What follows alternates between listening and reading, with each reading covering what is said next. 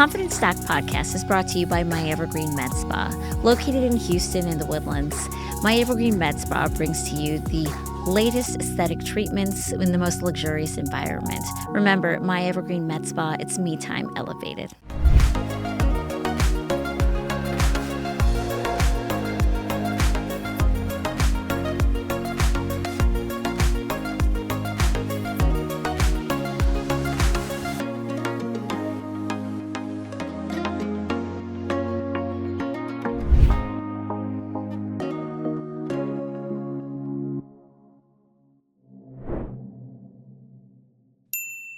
Welcome to the Confident Stock Podcast. I'm Dr. Rednam, and I'm a board-certified plastic surgeon in Houston, Texas with My Houston Surgeons.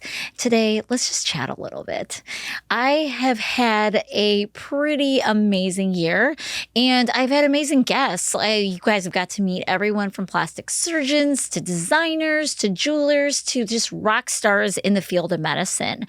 And I've been listening, and people seem to be liking it. So the Confident Stock is still going to be the Confident Stock, but we're going to take it to a whole new level. I love everything about being confident. I love how it makes me feel. I love seeing it in others, and I think you do too.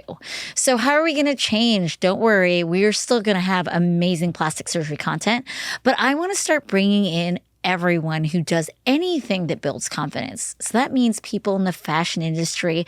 And if you've been following me, you know I love fashion, but I also want to bring in CEOs, men and women who are just killing it. I want to bring in people who are building their confidence and helping others build it. And I feel like that's just going to make us all more how do I even say that? It's like, that's just going to make us more. We're all going to be able to grow together.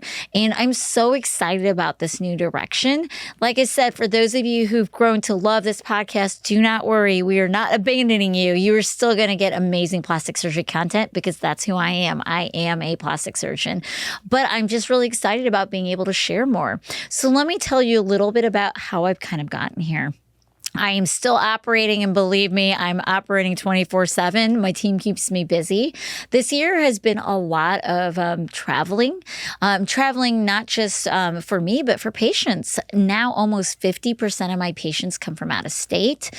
We started with a little map on the wall, and it is filling up. We've gotten people from out of the country, and I think that just, it warms my heart because it means that people are really hearing our message and seeing that we take really good care of our patients.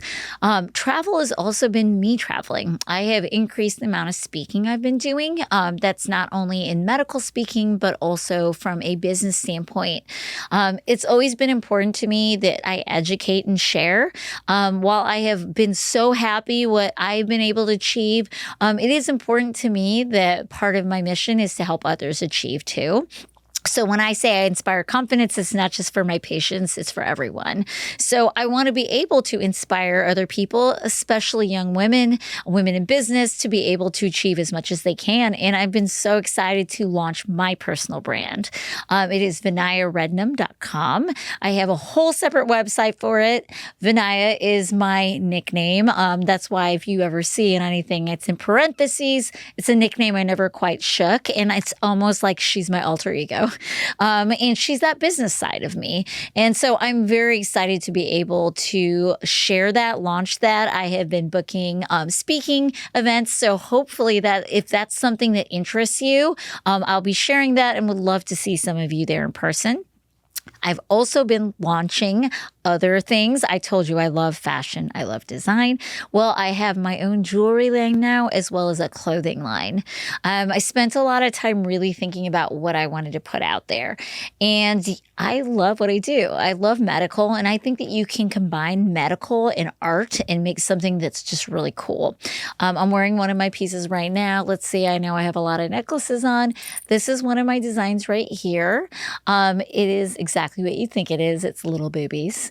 I named it after my sister, who I know will not mind that I did her breast augmentation, and it just little boobs made me think of her, though they're not so little anymore.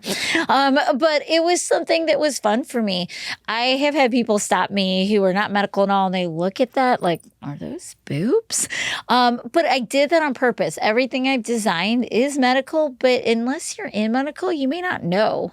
I wanted to make it beautiful because I do think that our bodies are beautiful, and I think there's a lot of art, specifically in medical art. I've got to work with some amazing artists to create really unique items. I have a line of jackets coming out, and I'm working on some purses as well. And if you see anybody walking around with little boobs on their scrub hats, that is me as well. We just got back from Plastic Surgery The Meeting, which is one of the largest plastic surgery meetings in the world. It was in New Orleans, and this is American Society of Plastic Surgeons puts this on. We see people from all over the world, and I'm so excited to know that my scrub hat is all over the world now, and all sorts of plastic surgery teams. It was also my first year being a vendor at a meeting like this. I have gone for years and years as a doctor learning, and I still obviously learned this time, but this was the first time where I got to be on the vendor side. I was an exhibitor. I got to meet and get a better understanding of what that is to be an exhibitor. It's kind of hard. It is really kind of hard you got to set up, you got to have that smile on your face. And y'all, I do surgery, but I don't do the selling of my own surgery. So in this case, this is me now presenting like my coordinators do, and it made me really respect them even more than I already do, because I know what I made is beautiful, but trying to explain that and show it to people is its own art form. But it was so cool as the conference progressed, seeing people walking around or somebody coming up to me and being like, I saw so-and-so with this necklace. Is that from your booth? So it was just really an amazing event. And my personal assistant, Madison, and I really bonded in a whole new way. And I'm so excited to be able to do this more. We had such a great response. To quote my mother, why am I doing any of this? Don't I have a job? I do have a job, Mom. I do. But it's because I think it's important to know that your surgeons are people too. We have balance in our lives in parts of it, and other parts there's just no balance at all. The former CEO of Pepsi once said that there is no such thing as women in balance in business. Probably not just for women, for anyone. You just figure it out, right? So for me, this actually gave me so much joy and happiness that even though it did add work to my plate, I figured it out. I figured it out, and I'm so happy I have, so much so that I'm back in school. In all this free time, I decided, well, you know what? If I'm going to do this, I should really understand more about the basics of it. So from color theory to fashion design, and to the business of fashion. So I'm getting my design certification from Parsons in New York, which is just an amazing, very well-known school. And it just so happens they have this certification that is set up for people like me, people who have their regular job but have this passion and want to create. So it's been a little challenging because I have homework, and sometimes my homework gets done very last minute. Sometimes I miss class because I'm still in the operating room and I can't be like, sorry, I got to go up class. But it's been amazing, and I've really enjoyed getting to be a student in that aspect. I've never really stopped being a student. No surgeon really ever does. We're always students because that's the only way that we know how to stay up to date, how we know how to provide the best care for our patients. I do a lot of industry speaking as well.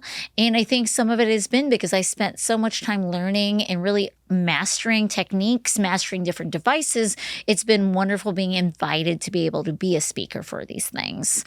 I know sometimes patients get a little anxious. Well, my surgeon's speaking for all these things. Are they going to pick things that I don't necessarily need because they're sponsored?